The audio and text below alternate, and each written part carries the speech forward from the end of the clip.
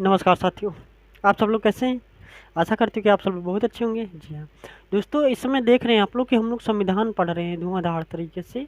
हर दिन नए नए भागों को हम लोग पढ़ते आ रहे हैं। ठीक है, तो हमने पिछली बार कल यानी कि 17 भाग 17 और भाग 18 को पढ़ाया आपको। ठीक है, इस भाग में दोस्तों हम लोग इस वीडियो में हम लोग दोस्तों भाग 20 संविधान का भाग 20 पर चर्चा करेंगे, इसको पढ़ेंगे। और आप लोग जानते हैं दोस्तों कि संविधान में सिर्फ 22 ही भाग हैं, तो ये 20वां है। सिर्फ अब 2 भाग बचे हैं जो पढ़ना है हम लोगों को। ठीक है, तो इसमें दोस्तों भाग 20 जो है, इसमें संविधान का संशोधन किया जाता है। और इसमें हम लोग दोस्तों संविधान का संशोधन करेंगे, मतलब कि हम नहीं करेंगे, संसद भवन करती है। ठीक है, हमें नहीं अधिकार, संसद भवन को अधिकार है। तो हम लोग दोस्तों समझने का प्रयास करेंगे, समझेंगे कि किस तरह से संसद भवन हमारी संविधान का संशोधन कर सकती है, उसमें परिवर्तन लाया जाता है। ठीक है, इसको समझने का हम लोग प्रयास करेंगे।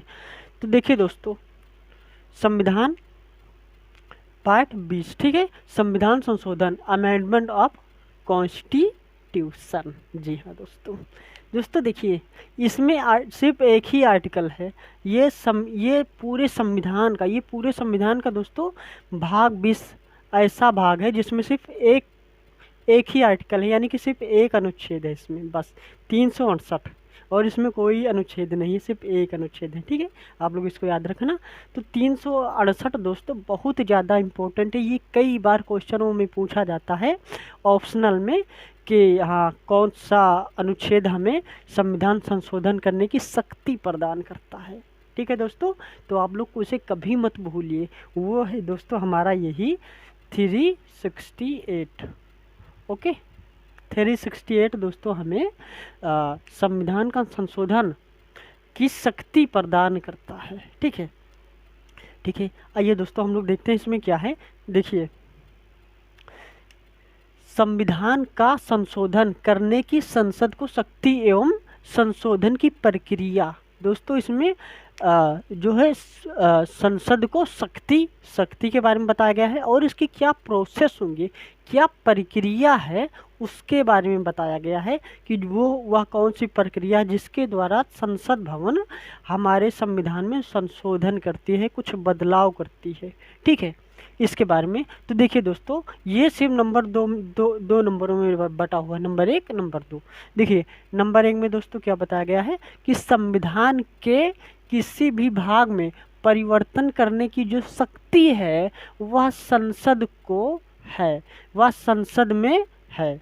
ठीक है, देखिए संविधान के किसी भी भाग में परिवर्तन करने की दोस्तों जो शक्ति है वो किस में है, आप लोगों ने जाना संसद में है। ठीक है, हाँ अब देखिए दोस्तों नंबर 2 में हम लोग क्या जानेंगे, संविधान संशोधन की जो प्रक्रिया है, जो प्रोसेस है वो क्या है, उसके बारे में हम लोग इसमें पढ़ते हैं, जानते हैं। तो दोस्तों ये पढ़ लिया कि कैसे होता है, आर्टिकल पढ़ लिया, अब कैसे होता है इसको हम लोग पढ़ेंगे। ठीक है, तो आइए देखें, बताते हैं दोस्तों आपको। देखिए ये हमारी हो गई क्या, संसद दोस्तों, संसद हो गया। और संसद के दोस्तों आप लोग जानते हैं कि संसद 3 भागों से मिलकर बनी हुई है हमारी। नंबर 1 दोस्तों हमारा क्या हो गया, लोकसभा। ठीक है दोस्तों, फिर हो गया दोस्तों राज्यसभा, फिर हो गया दोस्तों प्रेसिडेंट।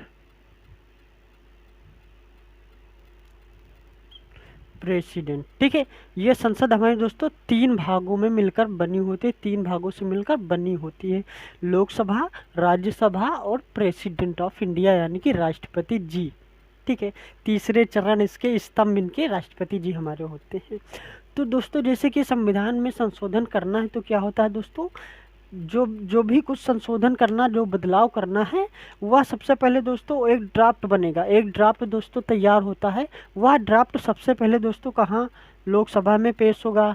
ठीक है, और लोकसभा में दोस्तों ये बताया गया, ये अनिवार्य है कि पूर्ण बहुमत होना चाहिए, जो लोकसभा के जो सदस्यों की जो संख्या है वह पूरी होनी चाहिए, जिसे पूर्ण बहुमत कहते हैं, पूर्ण बहुमत से पास होना चाहिए।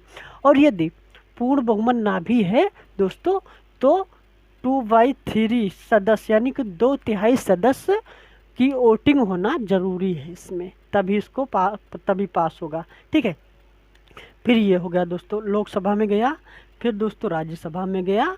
जब यहाँ से पास हो गया वो, तो वह फाइनल किसके पास जाता है दोस्तों? प्रेसिडेंट जी के पास जाता है। और प्रेसिडेंट जी अपनी से अंतिम अंतिम रूप कौन देता है दोस्तों? राष्ट्रपति जी इस ड्राफ्ट को अंतिम रूप देंगे, यानी कि अपना साइन वगैरह देंगे, फिर ये मंजूरी हो जाएगी। फिर इस तरह से जो भी संशोधन था, जो बदलाव था, वो हो जाएगा, बदलाव हो गया।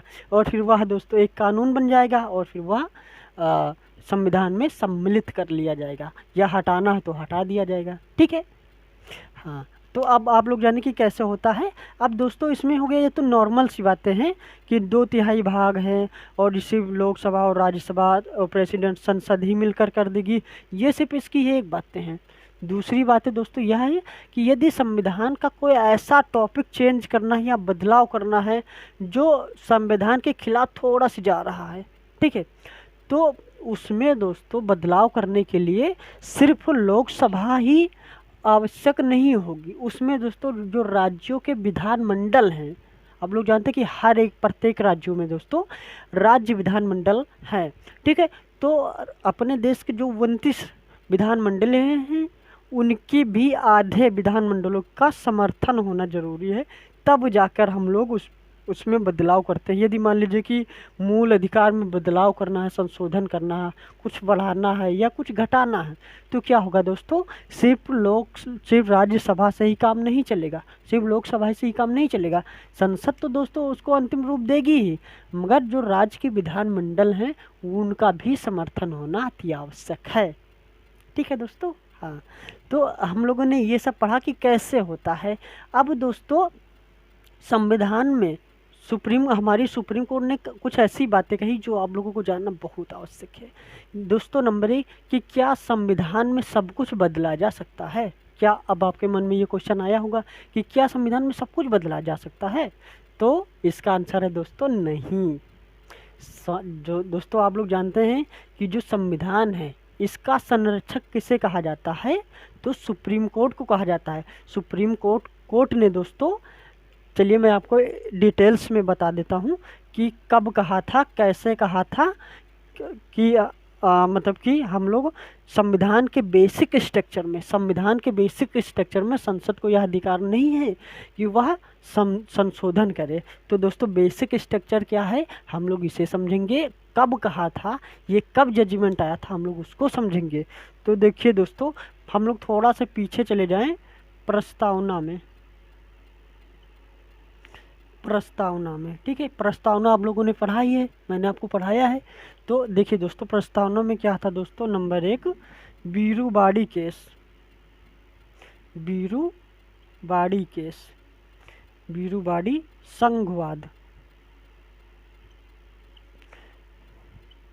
संघवाद केस दोस्तों कब आया था? 1960 में। ठीक है दोस्तों, बीरूबाड़ी एक केस था, ठीक है, संघवाद। 1960 में ये केस सुप्रीम कोर्ट में आया था। और जब सुप्रीम कोर्ट ने फैसला सुनाया इस जजमेंट का, ठीक है, तो उन्होंने कहा कि प्रियम्बल यानी कि प्रस्तावना संविधान का भाग नहीं है, इसलिए आप प्रस्तावना में संशोधन नहीं कर सकते हैं। ठीक है, बात बराबर हो गई।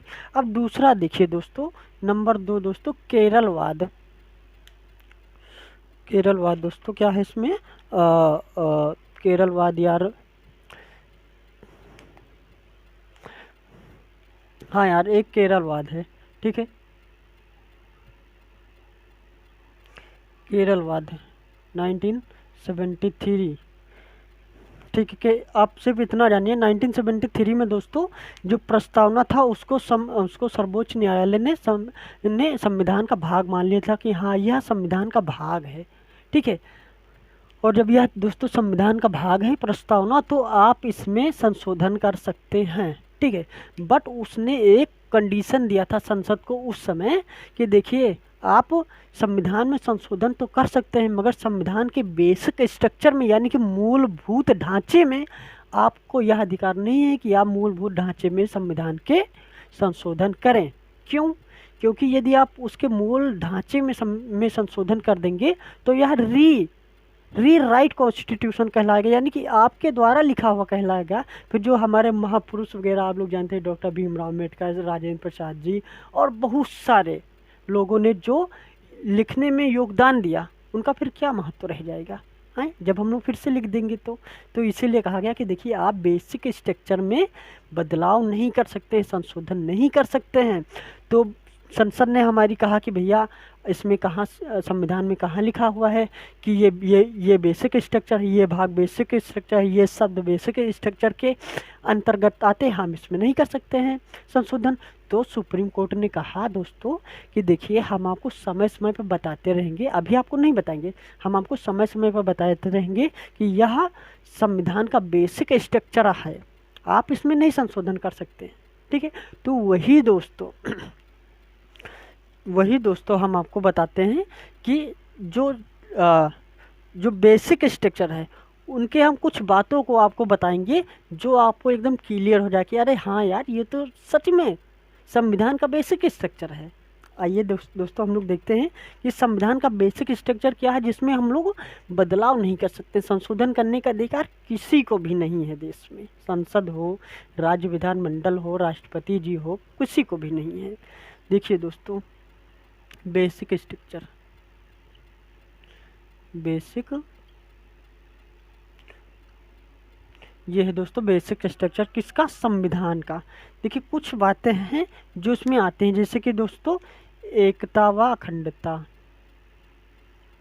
एकता व अखंडता। ठीक है, यह दोस्तों बेसिक स्ट्रक्चर के अंतर्गत आता है। नंबर 2 दोस्तों समाजवाद, ठीक है। नंबर 3 दोस्तों पंथ निरपेक्ष,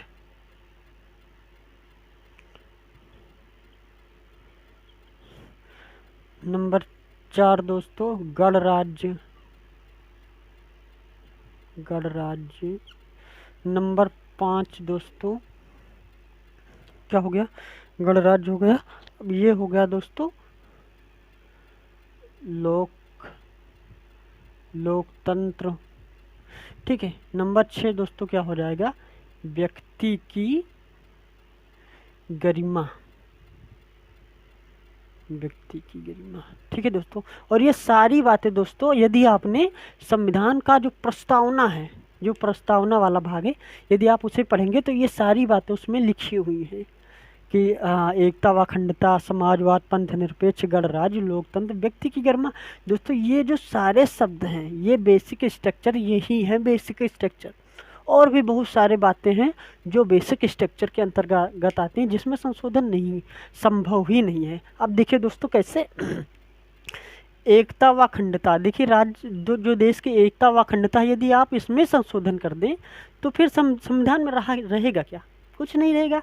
उसके बाद में दोस्तों समाजवाद, हम लोग समाजवादी हैं, ठीक है, इसमें संशोधन नहीं कर सकते क्योंकि समाज, यार जब समाज ही नहीं रहेगा तो संविधान को लेकर क्या करेंगे हम लोग। ठीक है, उसके बाद में दोस्तों पंथ निरपेक्ष का मतलब है कि हमारे राष्ट्र का, हमारे देश का, हमारे राज्य का कोई भी धर्म नहीं होगा, हम लोग क्या होंगे, एक सेकुलरवादी देश है, हम लोगों का सेकुलर है।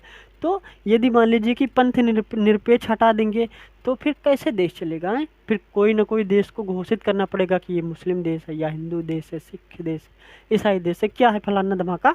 तो इसीलिए दोस्तों इसके बिना भी देश चलना संभव नहीं है। यदि हिंदू राष्ट्र बना दिया जाएगा कोई तो मुस्लिम भाइयों के जो राइट्स हैं उनको थोड़ा ठेस पहुँचेगी। मुस्लिम देश बना दिया जाएगा तो हिंदू भाई के हमारे जो अधिकार हैं उनको ठेस पहुँचेगी। तो ऐसा नहीं कर सकते हम लोग, ठीक है, जो चला रहा उसको ही चलाएंगे। यदि इसमें बदलना चाहें दोस्तों तो ये इम्पॉसिबल है, ठीक है। इसके बाद में दोस्तों देखिए गणराज्य भी जो शब्द है इसमें भी क्या कोई बदलाव कभी हो सकता है? नहीं हो सकता है। उसके बाद में दोस्तों लोकतंत्र क्या हटा के क्या हम फिर से राजतंत्र लाया जा सकता है? नहीं लाया जा सकता, संभव ही नहीं है। उसके बाद दोस्तों व्यक्ति की गरिमा है, यह हम लोगों का दोस्तों मूल अधिकार है, व्यक्ति की गरिमा, कि प्रत्येक व्यक्ति की एक अपनी अपनी गरिमा होती है, ठीक है। इसमें भी हम लोग बदलाव नहीं कर सकते, संशोधन नहीं कर सकते हैं। तो दोस्तों ये जो आपको मैंने बातें बताई ये सब बेसिक स्ट्रक्चर के अंतर्गत आती हैं, ठीक है। तो इन सब में दोस्तों किसी को भी मतलब कि जो संशोधन है इसमें अधिकार ही नहीं है कि ये लोग संशोधन करें। और दोस्तों ये जो बेसिक स्ट्रक्चर हैं ये सब बातें हो गई। अब हम लोग जानते हैं कि यदि बेसिक स्ट्रक्चर क्या है इनका। मान लीजिए कि ये एक बिल्डिंग है कोई, ठीक है, ये बेसिक स्ट्रक्चर था इसका, और ये बेसिक स्ट्रक्चर है, हाँ ठीक है। ये पुराना वाला क्या है दोस्तों, ये संविधान है, एक बिल्डिंग नामक संविधान है, ठीक है, मैं आपको समझा रहा हूँ, ठीक है। ये मान लीजिए कि बिल्डिंग है, तो सुप्रीम कोर्ट ने क्या कहा है कि देखिए आप इस बिल्डिंग पर सिर्फ समय समय पर डेंटिंग पेंटिंग करिए, यानी कि इसका समय समय पर आप रिपेयरिंग कर सकते हैं, कुछ कुछ इसमें मसाला आप जोड़ सकते हैं, कुछ हटा सकते हैं, जो आपको नहीं अच्छा लगा तो आप उसको हटा दीजिए, ठीक है। और इसमें कुछ आप बातें ऐड कर दीजिए जो ज़रूरी हैं, जो देश की विकास के लिए बहुत ज़रूरी हैं, इसमें आप ऐड कर दिए। मगर आप कहें कि हम इसको पूरा हटाएंगे, पूरी बिल्डिंग गिराएंगे फिर से बनाएंगे बिल्डिंग को, तो ये संभव नहीं है दोस्तों। इसी को कहा गया है basic structure of the constitution, ठीक है। तो दोस्तों मैंने आप लोगों को कुछ समझ में आया कि नहीं आया? आया ही होगा, हाँ आए तो आप लोग हमें कमेंट सेक्शन में लिख के दोस्तों ज़रूर बताएं कि हाँ समझ में आया कि नहीं आया, ठीक है। और ये वीडियो आप लोगों को कैसा लगा आप लोग हमें लिख के बताएं, और मिलते हैं दोस्तों नेक्स्ट वीडियो में। बस इस वीडियो में बस इतना, ठीक है, तब तक के लिए जय हिंद।